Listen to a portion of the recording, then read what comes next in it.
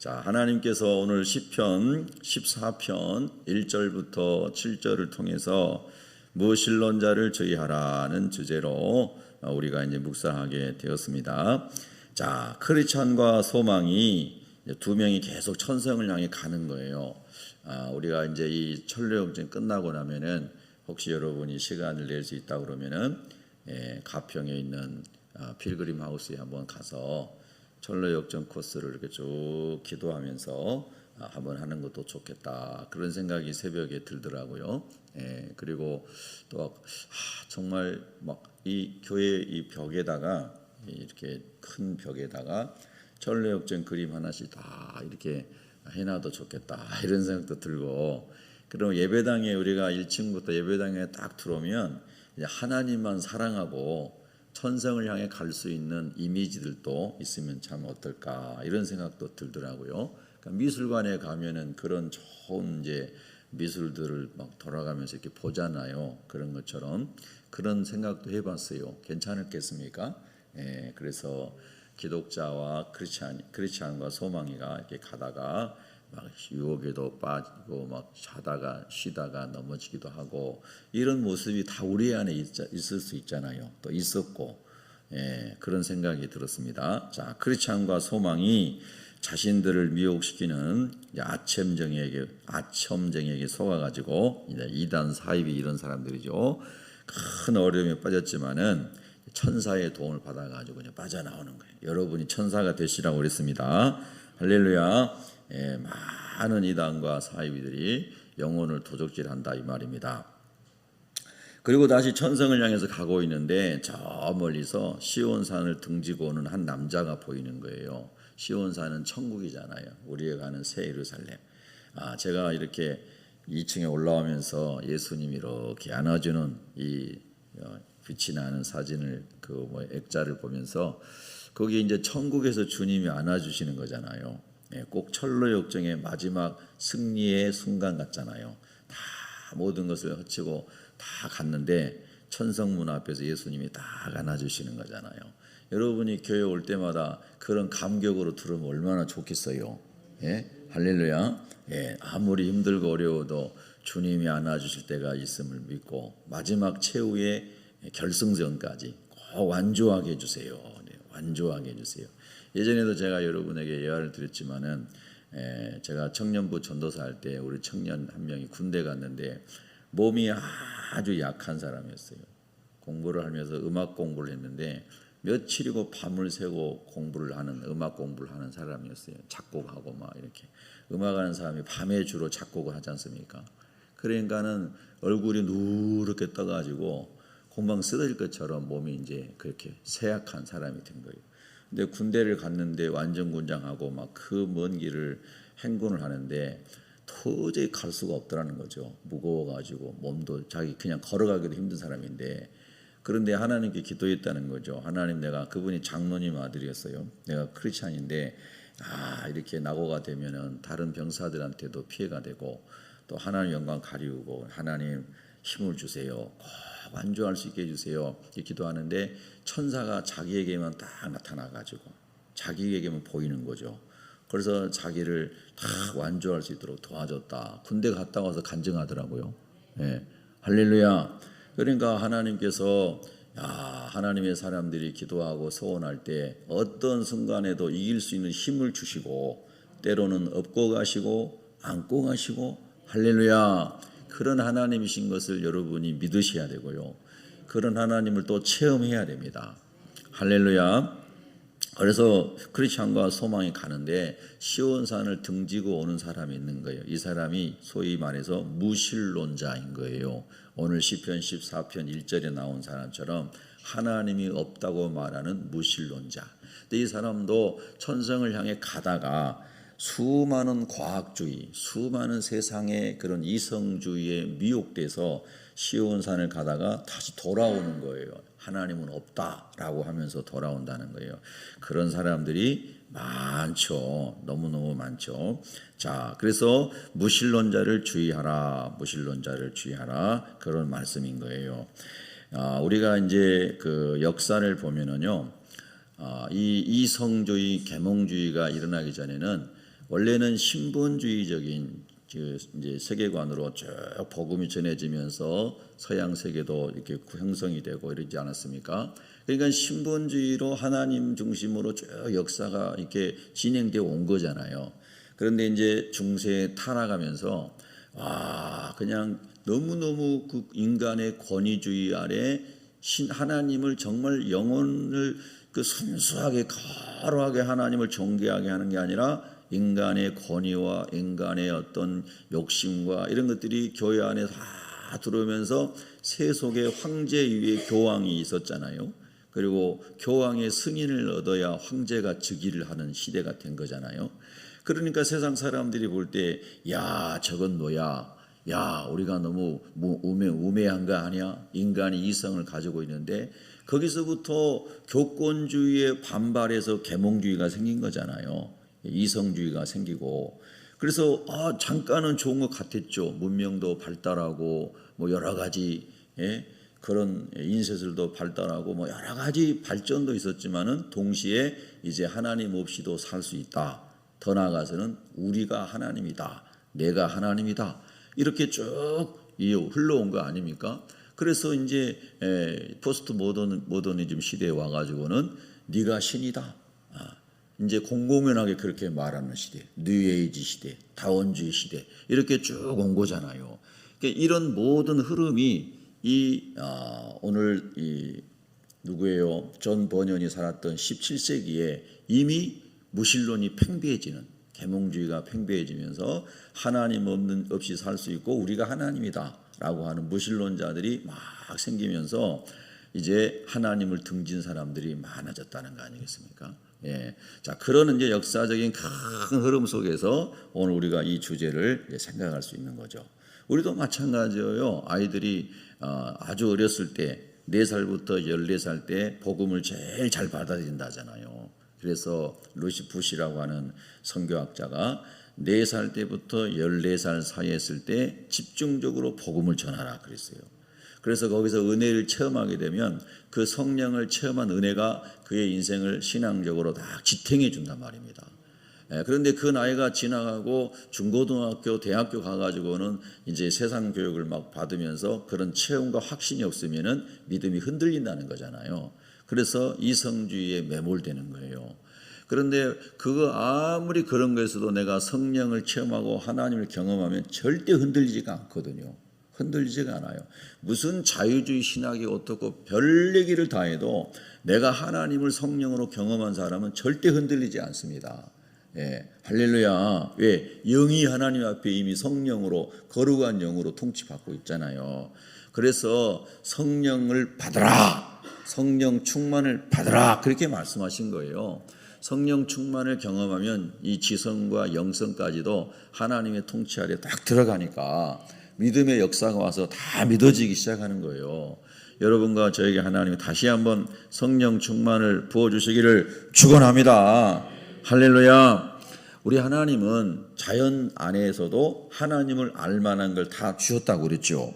로마서 1장 19절에 보면은 하나님을 알만한 것이 그들 속에 보임이라. 하나님께서 이를 그들에게 보이셨느니라. 그러면서 하나님의 신성과 하나님의 신성, 하나님이 이 모든 세계를 창조하셨구나, 하나님이 계시구나 하는 이 하나님의 특성을 만물 안에 다 심어 두셨다는 거 아니에요.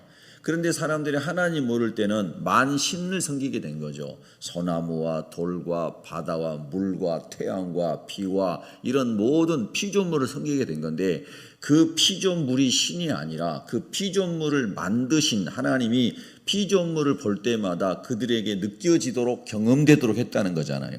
할렐루야.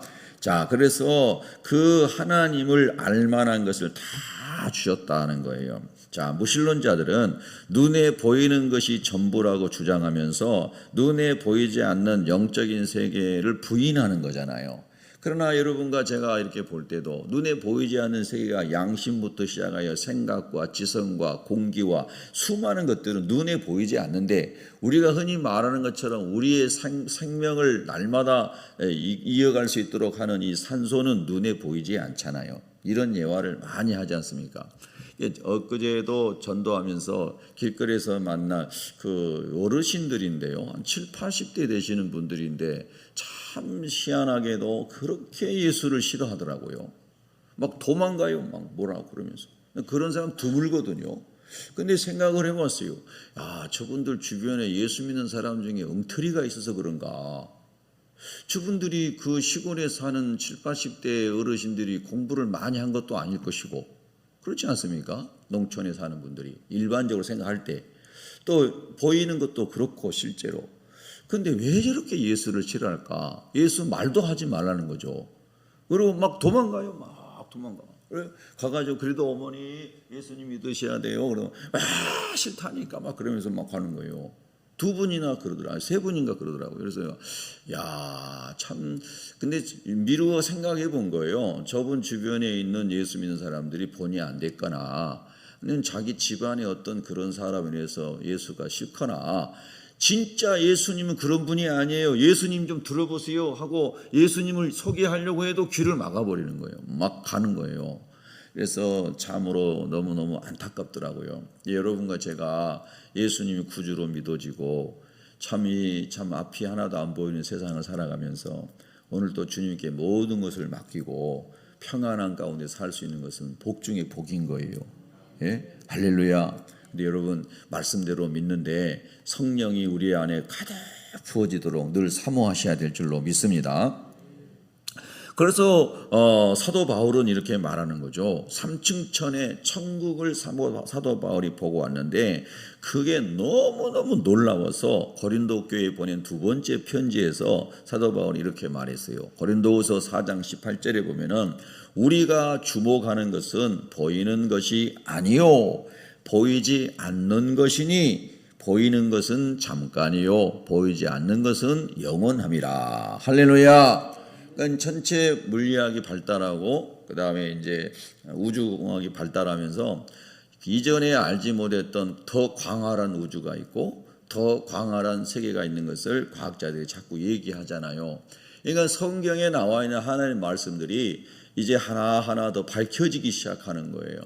굉장히 놀라운 이제 우리가 상상할 수 없는 세계가 있다는 것을 이제 과학자들이 희미하게나마 이제 알아가고 있는 거죠. 예, 사도 바울은 하나님의 영에 의해서 그 3층 천을 보고 왔다는 거예요.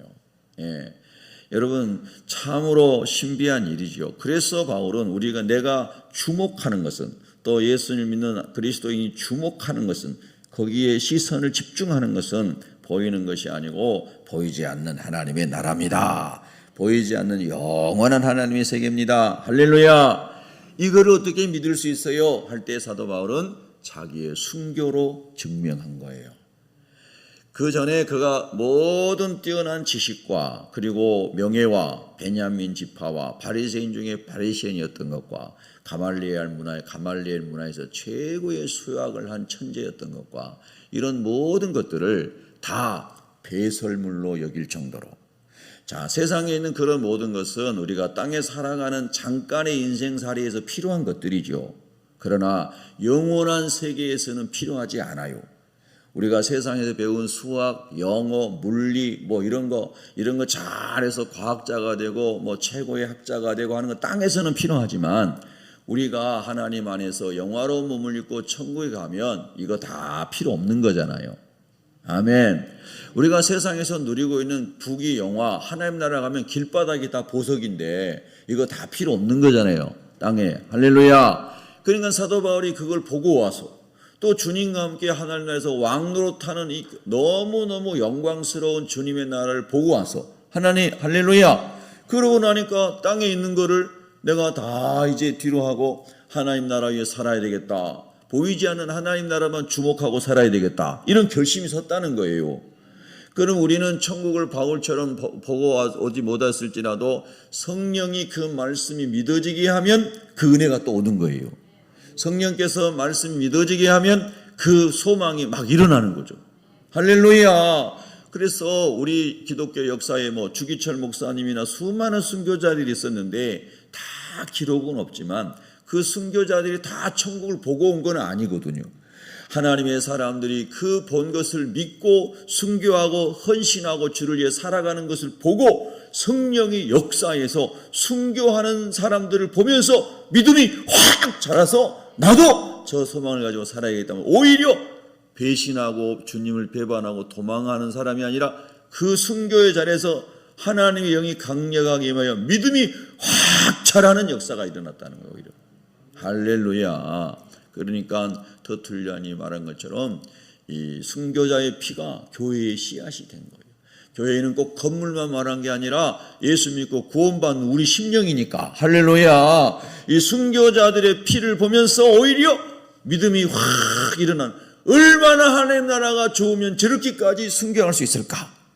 여러분, 우리가 그런 하나님의 은혜가 부어져서 세상을 이길 수 있기를 바랍니다. 이기기를 바랍니다. 예수 이름으로 승리하셔야 됩니다. 끝까지 우리가 믿음으로 일어나서 보이지 않는 하나님의 나라 주목하고 달려갈 수 있기를 예수 이름으로 축복합니다. 여러분, 마귀가 사탄이 하나님 나라를 알고 마귀가 사탄이 예수님이 구주인 것을 알아요. 성경 마가복음 1장 24절에 보면은 사탄이 악한 마귀가 우리 예수님을 보고 나사렛 예수여 우리가 당신과 무슨 상관이 있나이까? 우리를 멸하러 왔나이까? 나는 당신이 누구인 줄 아노니 하나님의 거룩한 자니이다. 할렐루야. 마귀는 다 마지막 날에 다 하나님 심판해서 무저갱에 가둘 때가 온단 말입니다. 근데 이 마귀가 말하기를 지금 나를 그렇게 멸하러 왔습니까? 지금 우리를 멸하러 왔습니까? 라고 심판주로 오실 예수님을 알아본 거예요. 그런데 우리 예수님은 모든 민족에게 복음이 증거되면은 재림하시고 그때 이 지상의 역사는 끝나는 거니까. 할렐루야. 지금은 은혜의 시대입니다. 우리에게는. 반대로 공중 권세 잡은 마귀는 한 사람이라도 더 미혹해서 지옥에 데려가려고 우는 사자와 같이 두루다니며 삼켜 먹을 자를 찾고 있고, 우리 예수님은 한 사람이라도 구원하려고 성령님을 통하여 역사하고 계시고 아버지 보좌 우편에서 기도하고 계시고, 할렐루야. 그런 여러분 하나님의 영적 세계를 우리가 기억해야 됩니다.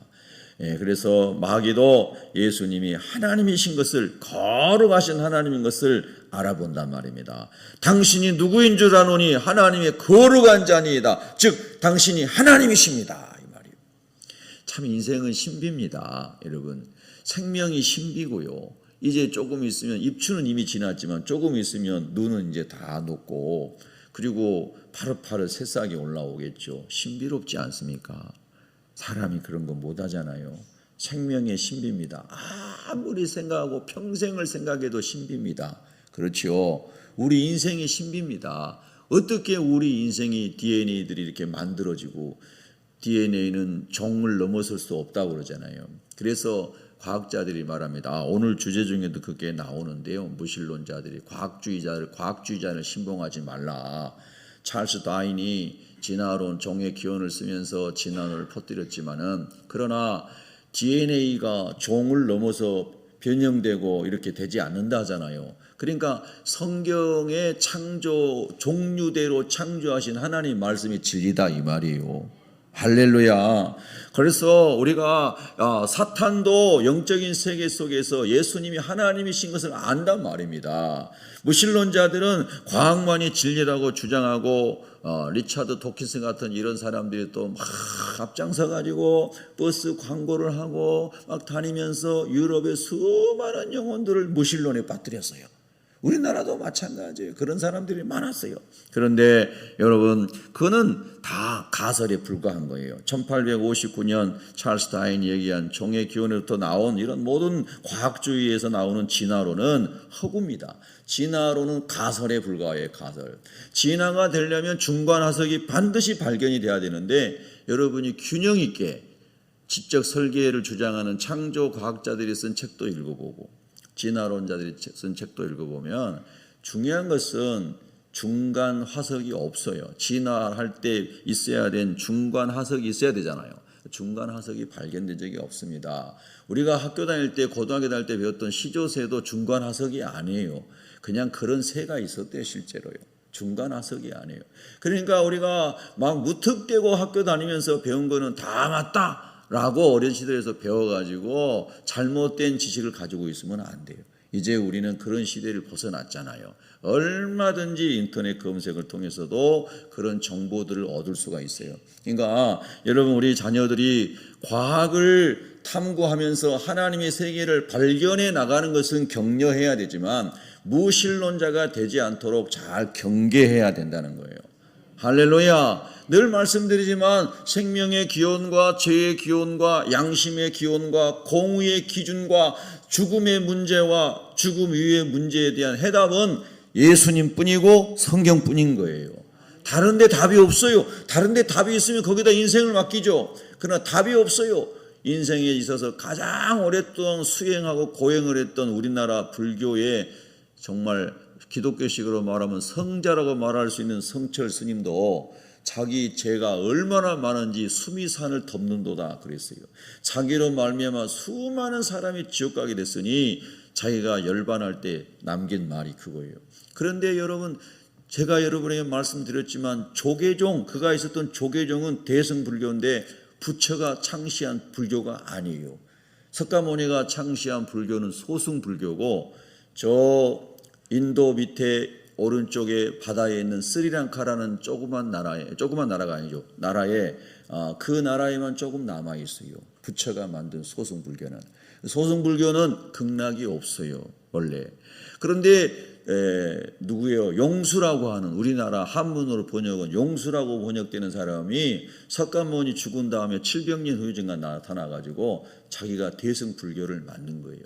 그 자기가 거주가 돼야 되는데 그러면 안 퍼뜨려지니까 석가모니가 한 걸로 이렇게 둔갑시켜가지고 이 아시아로부터 쫙 불교가 퍼진 거잖아요. 그래서 이 아시아 지역이 전부 거의 불교적이 됐던 거잖아요. 그 우리나라도 고려 시대에 불교가 국교였고 통일신라 시대에도 국교였고, 그러니까 막 온 나라에 막 그냥 불교가 만연해 있었던 거예요. 전부 가짜. 조계종, 천태종, 태고종 전부 짝퉁 불교예요. 예. 우리 그 선현보 목사님 쓴 책도 제가 읽고, 그분은 한국어로 번역된 모든 불교 경전을 다 읽었다고 그러더라고요. 그분이 절에서 살면서 신학교 다녔잖아요.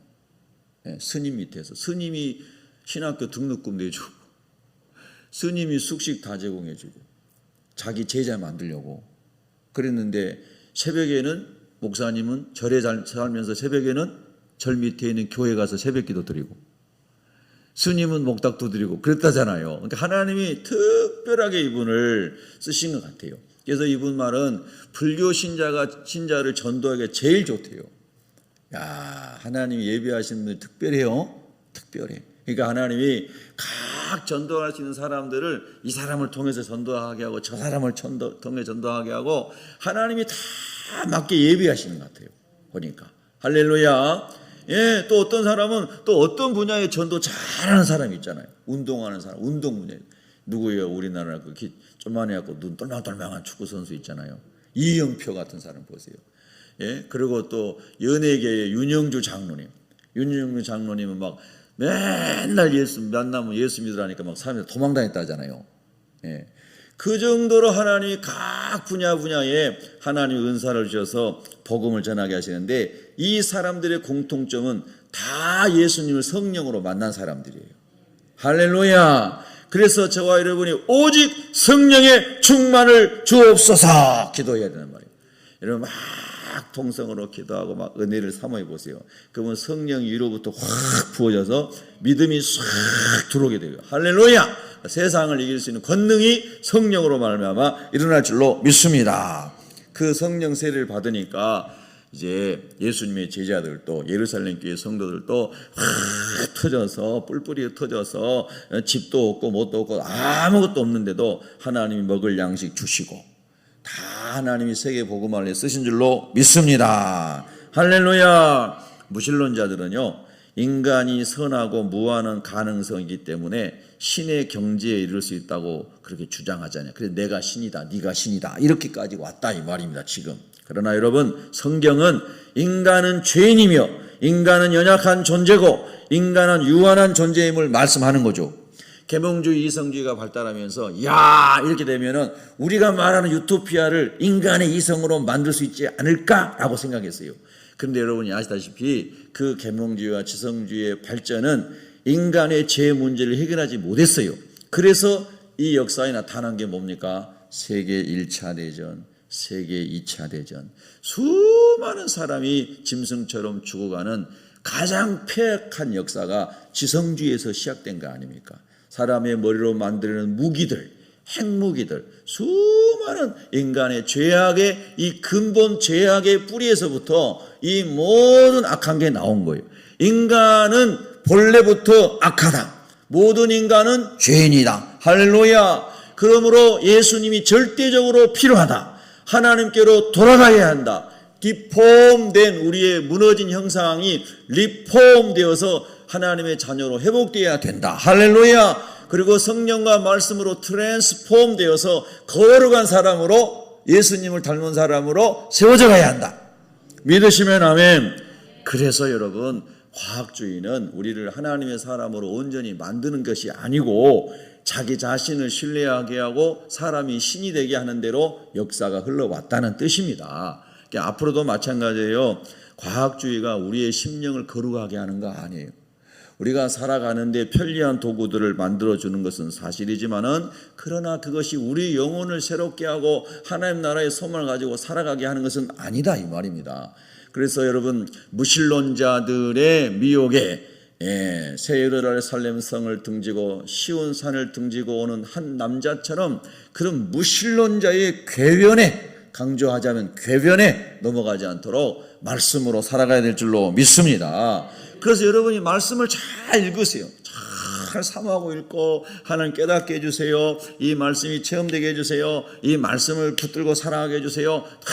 하나님께 기도하면은 하나님께서 그렇게 만나게 해주시고, 사모하는 자를 만나게 해주시고, 간구하는 자에게 응답해 주시고, 다윗처럼 하나님의 영을 부어주시고 승리하게 하실 줄로 믿습니다.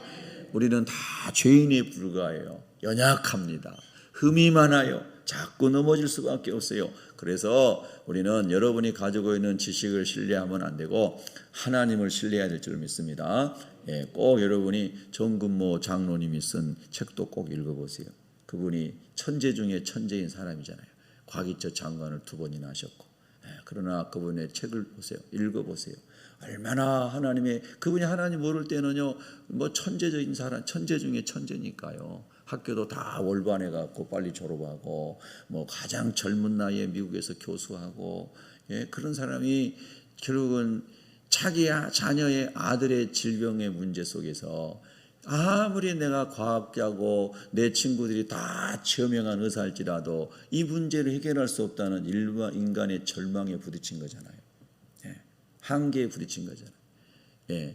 또 이어령 선생도 마찬가지고. 그러니까 하나님께서 그 지성주의, 과학주의에 빠진 사람들이 하나님에게 돌아오게 할 때 인간의 한계 상황 속에 가두고 하나님을 찾게 하시는 것 같더라고요. 그런 간증이 너무나 많잖아요. 그런데 여러분, 그러기 전에 하나님을 찾고 하나님 만나고 하나님과 동행하는 사람은 복 있는 사람인 거예요. 초가 다 타가지고 요만큼 남았을 때 주님 만나는 게 아니라 이만큼 온전한 초에 있을 때 예수님 만나서 인생의 열정을 다 복음을 위해 살아갈 수 있다면 얼마나 복 있는 사람입니까? 여러분, 하나님 안에서 남은 때를 오직 믿음, 오직 예수, 오직 하나님의 나라, 오직 하나님의 영광을 위해서 거침없이 전진할 수 있도록 주님이 은혜 부어주시기를 축원합니다. 기도하겠습니다.